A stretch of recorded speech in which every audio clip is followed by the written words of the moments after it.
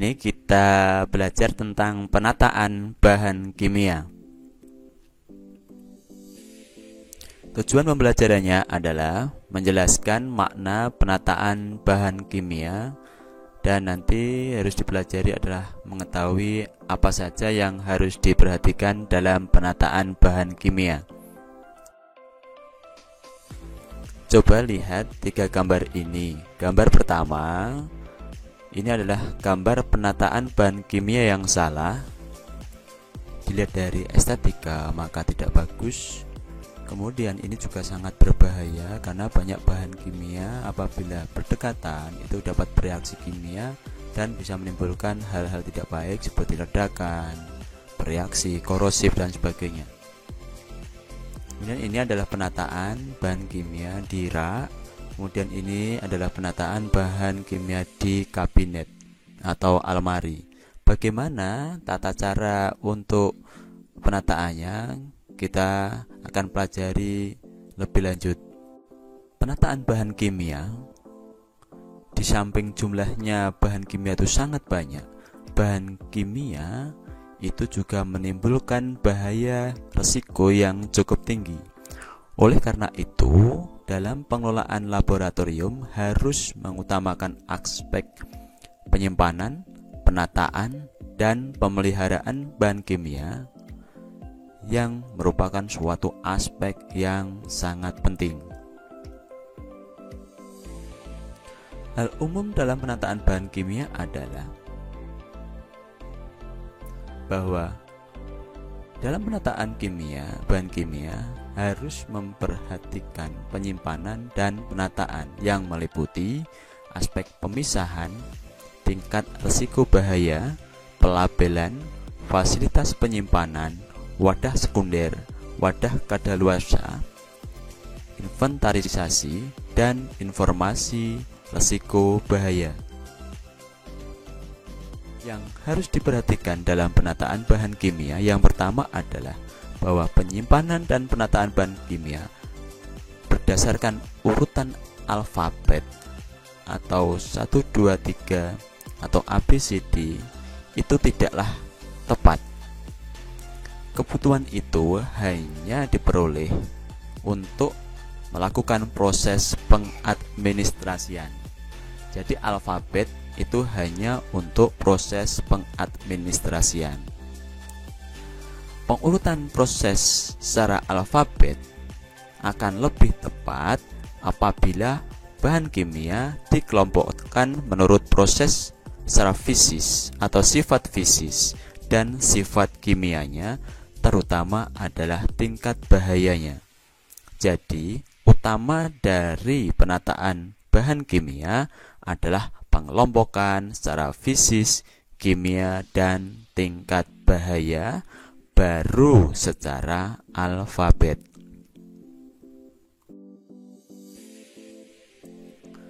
Kemudian, bahan kimia yang tidak boleh disimpan dengan bahan kimia lain harus disimpan dalam wadah khusus, yaitu wadah sekunder yang terisolasi.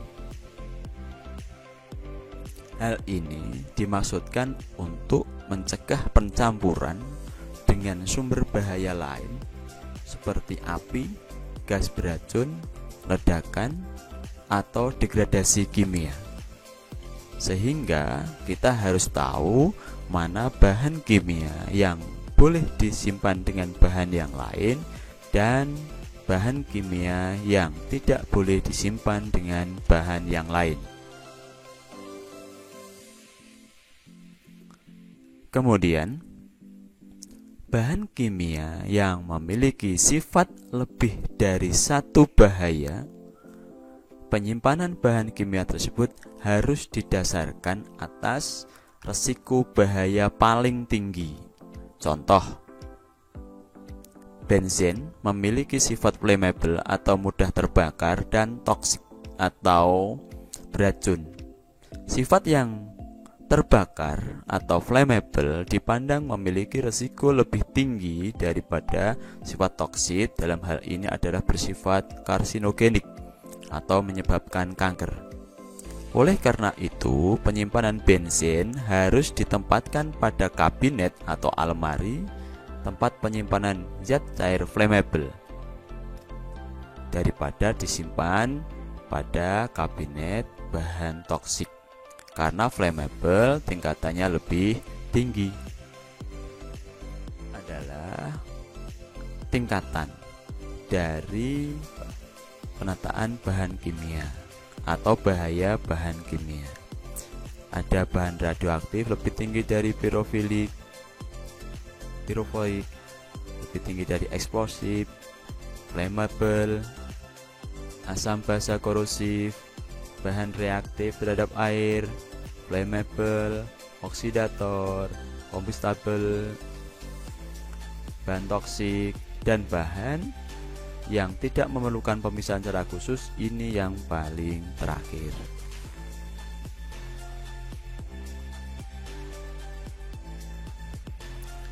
Kemudian yang keempat, wadah bahan kimia dan lokasi penyimpanan harus diberi label yang jelas. Label harus mencantumkan nama bahan, tingkat bahaya, tanggal diterima dan dipakai. Tetapi alangkah baiknya jika tempat penyimpanan masing-masing kelompok diberi label dengan warna yang berbeda.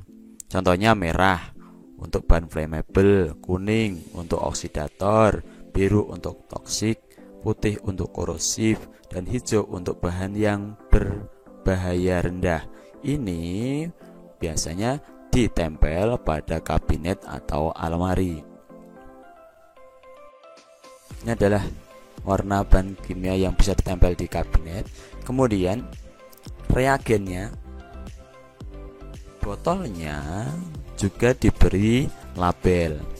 Hal ini mencantumkan nama kimia, rumusnya, konsentrasi, tanggal penerimaan, tanggal pembuatan, nama orang yang buat, lama hidupnya, tingkat bahaya, klasifikasi lokasi penyimpanan, dan nama dan alamat pabriknya.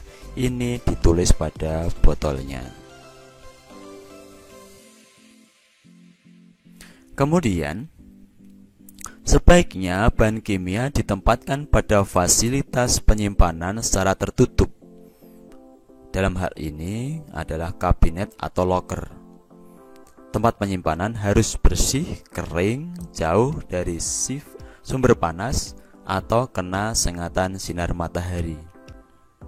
Di samping itu harus dilengkapi ventilasi menuju ke ruang asap atau keluar ruangan. Jangan tertutup 100%.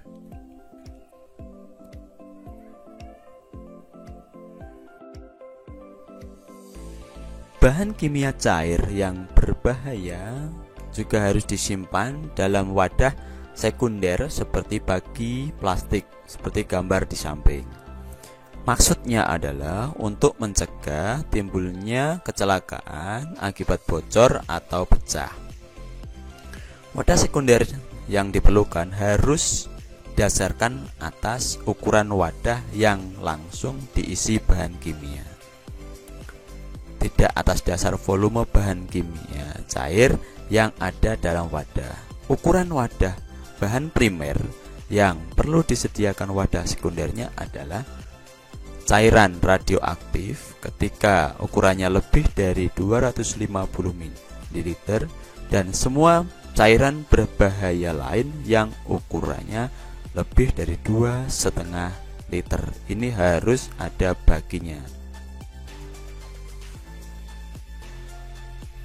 Secara umum, pengelompokan bahan kimia berbahaya yang memerlukan wadah sekunder contohnya adalah bagi plastik, yaitu yang pertama cairan flammable atau combustible serta pelarut terhalogenasi, misalnya alkohol, ether, dikloroetan, perkloroetan.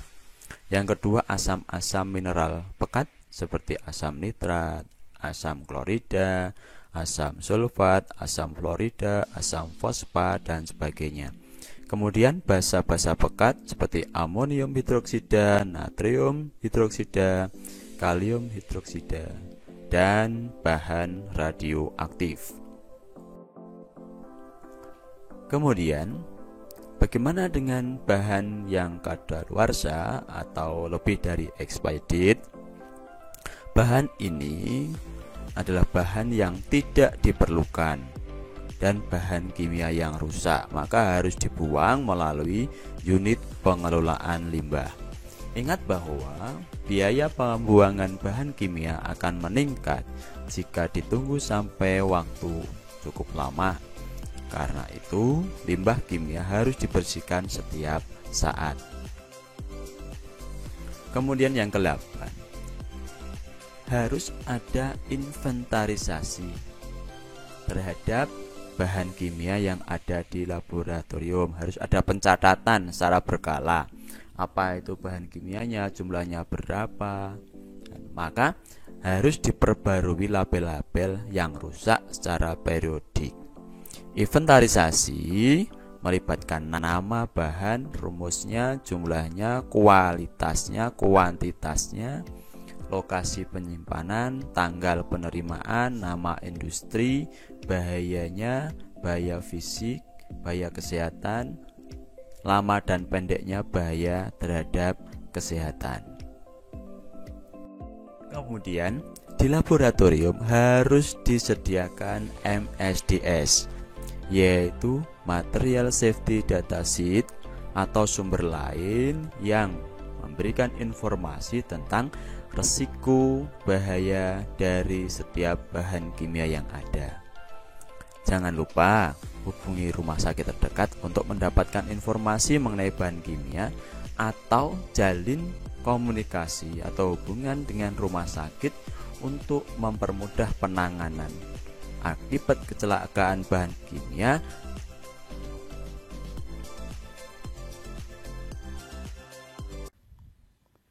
Kali ini kita belajar penyimpanan dan penataan bahan kimia menurut tingkat kelompoknya.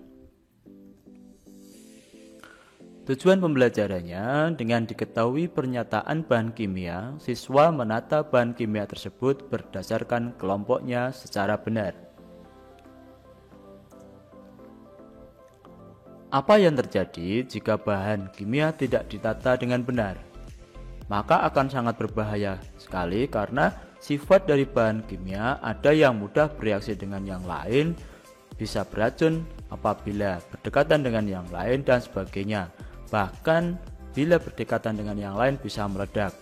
Maka sifat-sifat tertentu dari bahan kimia harus diketahui sehingga dapat ditata dengan baik, benar, sehingga menjadikan bahan kimia kita menjadi aman. Kemudian, penyimpanan dan penataan bahan kimia radioaktif. Bahan kimia radioaktif, lambangnya seperti ini, radioaktif, harus disimpan di suatu tempat yang terawasi dan terjaga keamanannya dari kehilangan oleh orang yang tidak bertanggung jawab. Pada tempat penyimpanan harus dituliskan kata hati-hati bahan radioaktif. Kemudian catat jumlah nyata dan perhatikan batas jumlah penyimpanan yang diperbolehkan. Hubungi Radiation Safety Officer untuk memperoleh informasi rinci tentang penggunaan dan penyimpanan bahan radioaktif tersebut. Jadi, bahan radioaktif merupakan bahan yang berbahaya sekali, sehingga kemungkinan tidak diperbolehkan suatu instansi atau tempat memiliki bahan radioaktif kecuali dengan alasan-alasan tertentu. Ini adalah bahan-bahan radioaktif yang berwarna merah, kemudian ungu, kemudian yang kuning. Ini adalah bahan-bahan radioaktif seperti ini Fr, Ra, dan seterusnya, dengan tingkat keradioaktivitas sendiri-sendiri. Kemudian, bagaimana penyimpanan dan penataan bahan kimia yang reaktif? Bahan kimia reaktif dikategorikan sebagai bahan yang bereaksi sendiri atau berpolimerisasi atau bergabung dengan yang lain menghasilkan api atau gas toksik ketika ada perubahan tekanan atau suhu, gesekan atau kontak dengan uap lembab.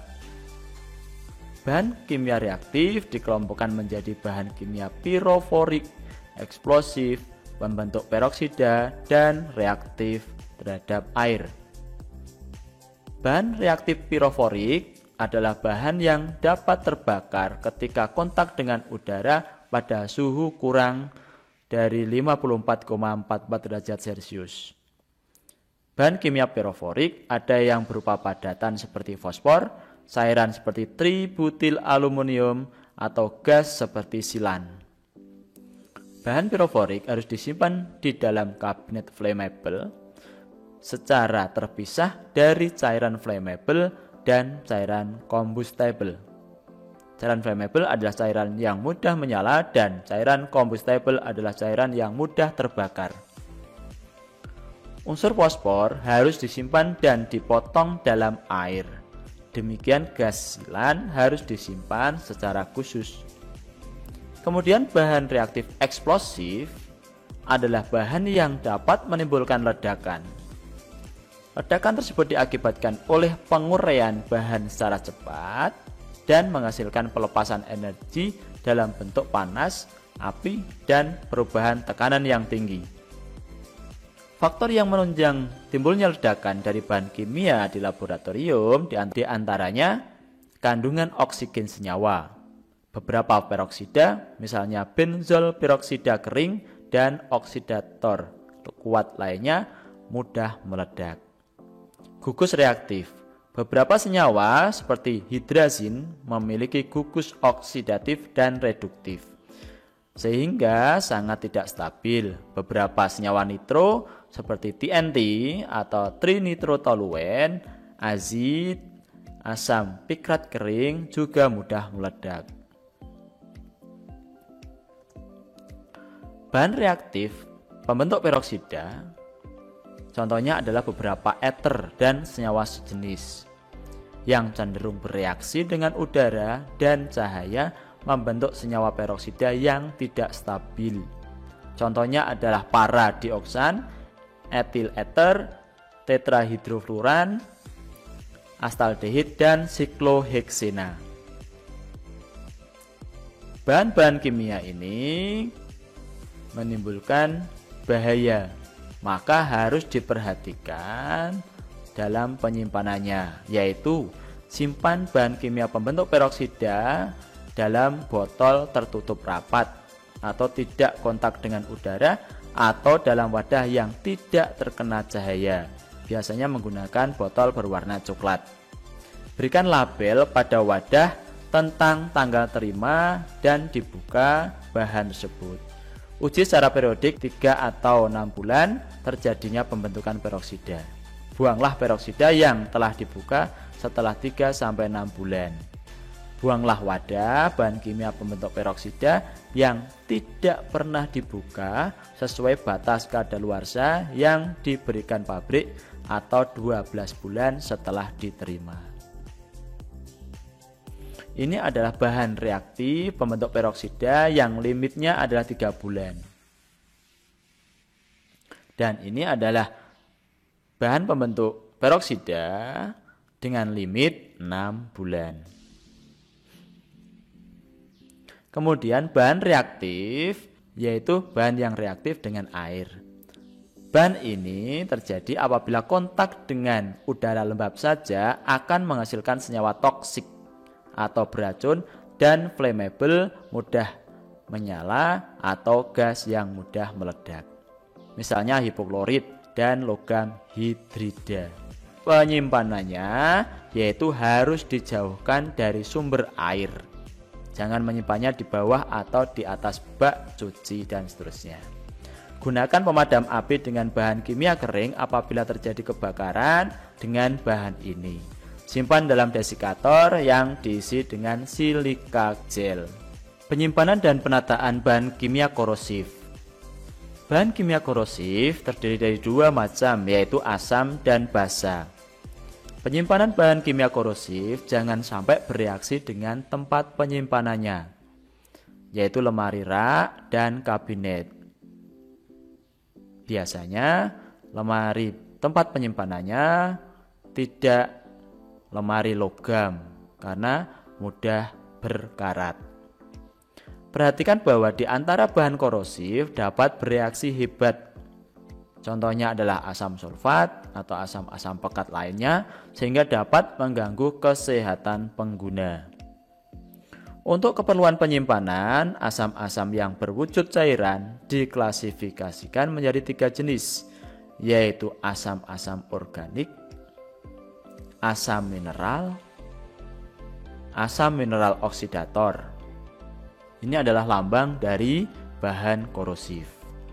Bahan korosif asam, panduan penyimpanannya adalah sebagai berikut. Yang pertama, pisahkan asam-asam tersebut dari basa atau logam aktif seperti natrium, kalium, kalsium, magnesium, dan lain-lain. Pisahkan asam-asam organik dari asam mineral dan asam mineral oksidator. Penyimpanan asam organik biasanya diperbolehkan dengan cairan flammable atau combustible.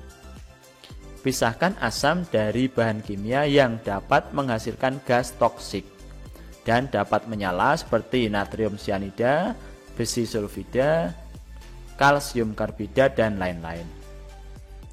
Gunakan wadah sekunder untuk menyimpan asam itu atau gunakan botol bawaannya ketika dipindahkan ke luar lab. Simpanlah botol asam pada tempat dingin atau kering dan jauhkanlah dari sumber panas atau tidak terkena langsung cahaya matahari. Simpanlah asam dengan botol besar pada kabinet atau lemari rak asam. Botol besar disimpan pada rak lebih bawah daripada botol yang lebih kecil, yaitu diletakkan di bagian atas. Simpanlah wadah asam pada wadah sekunder seperti bagi plastik untuk menghindari cairan yang tumpah atau bocor.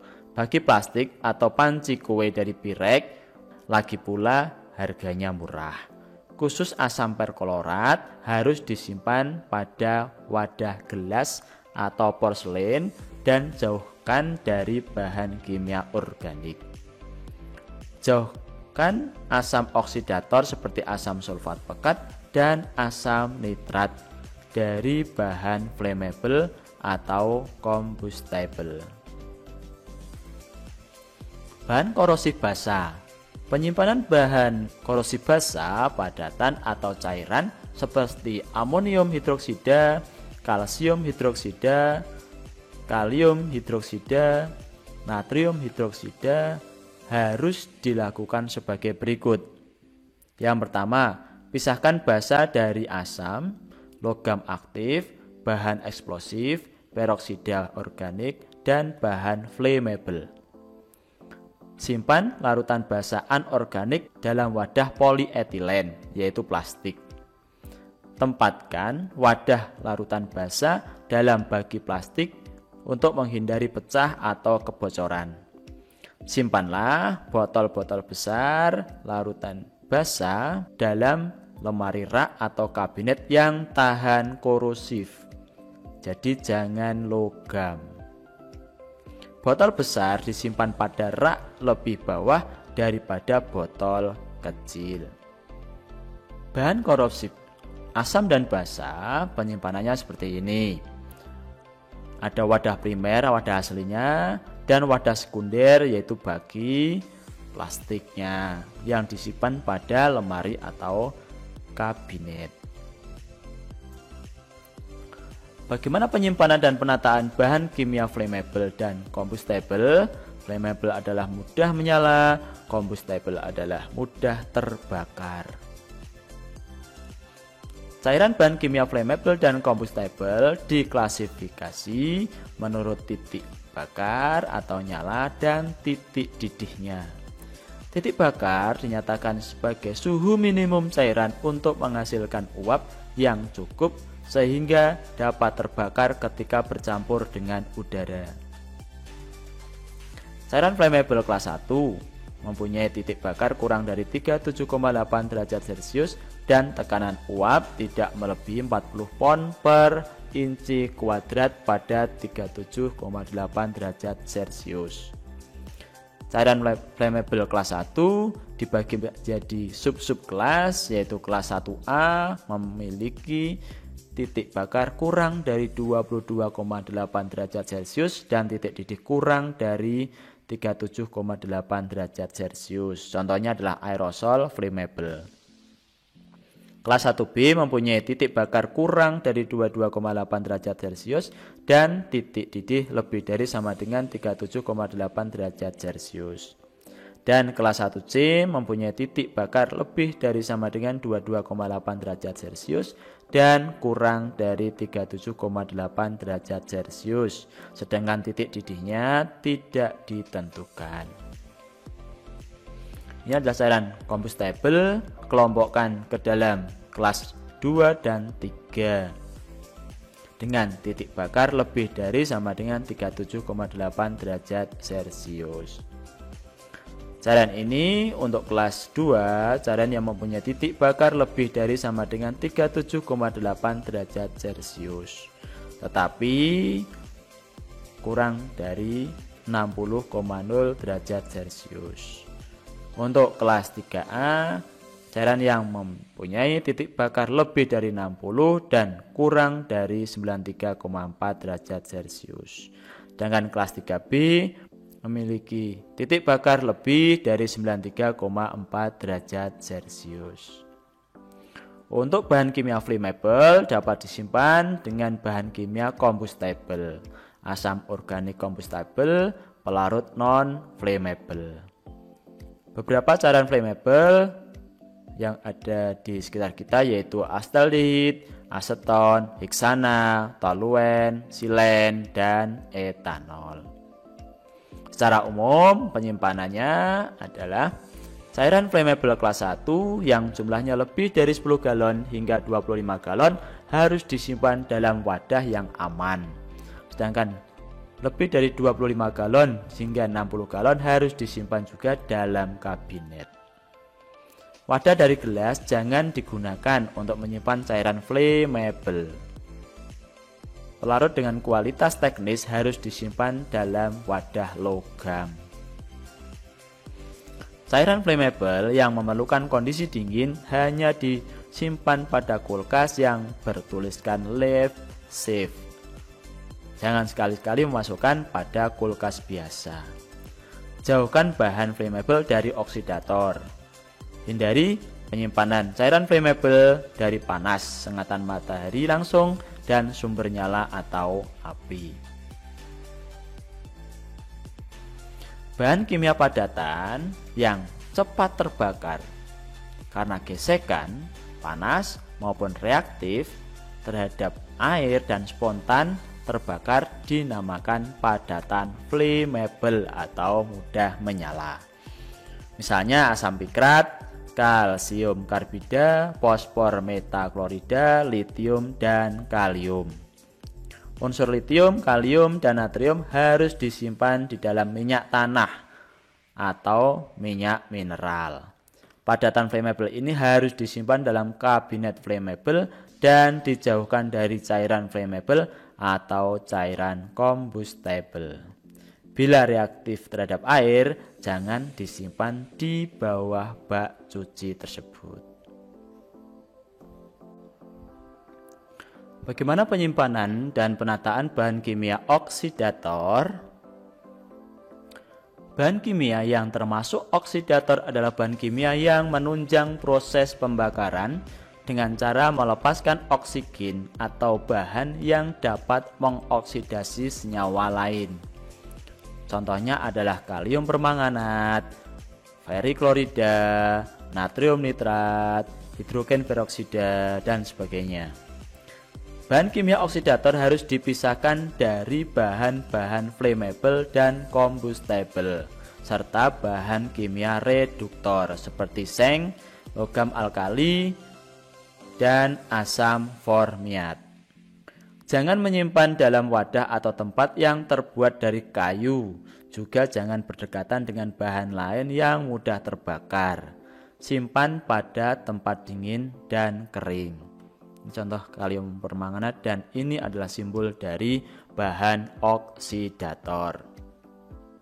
Bagaimana menyimpan bahan kimia beracun atau toksik? Bahan beracun atau toksik terdiri dari bahan beracun tinggi dengan ciri memiliki oral rate LD50 kurang dari 50 mg per kilogram. Beracun atau toksik dengan oral rate LD50 50 sampai 100 mg per kilogram. Dan sebagai bahan kimia karsinogenik atau karsinogen yaitu penyebab kanker. Kemudian tulisi wadah bahan kimia ini dengan kata bahan beracun, simpan di dalam wadah yang tidak mudah pecah dan tertutup rapat. Ini adalah simbol dari bahan beracun. Ini adalah bahan kimia beracun atau toksik dan bisa digantikan dengan bahan yang lain yang memiliki sifat hampir sama, yaitu kloroform dengan heksan dan sebagainya. Ini adalah bahan bersifat karsinogenik atau penyebab kanker. Ada asbestos, benzen, etil oksida dan sebagainya. Bagaimana penataan dan penyimpanan bahan kimia sensitif cahaya?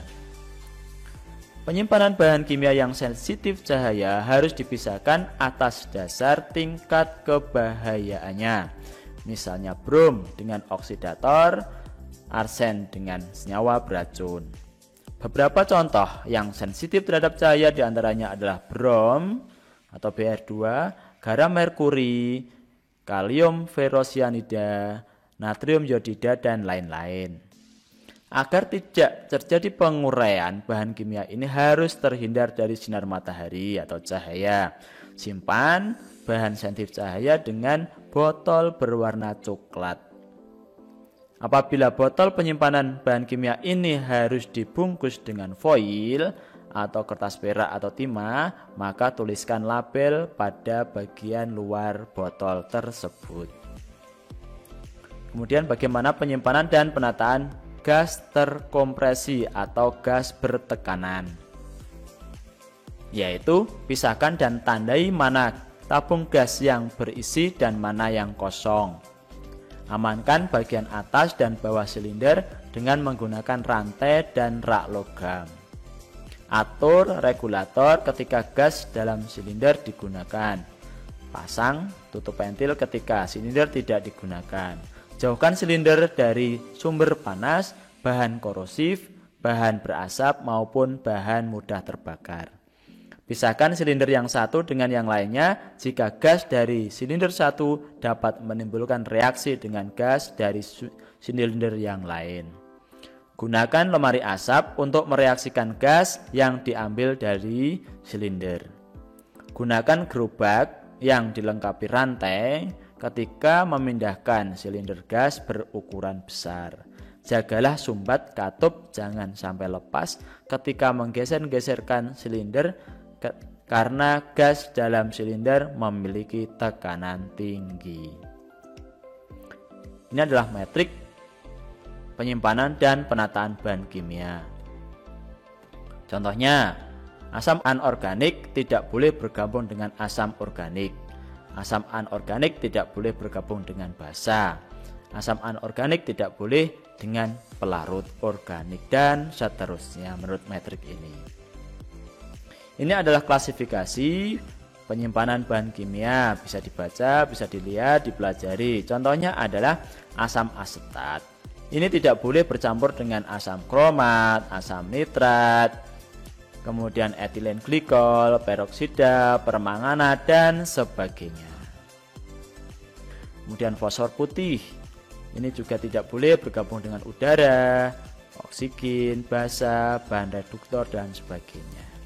Demikian untuk penataan dan penyimpanan bahan kimia kali ini.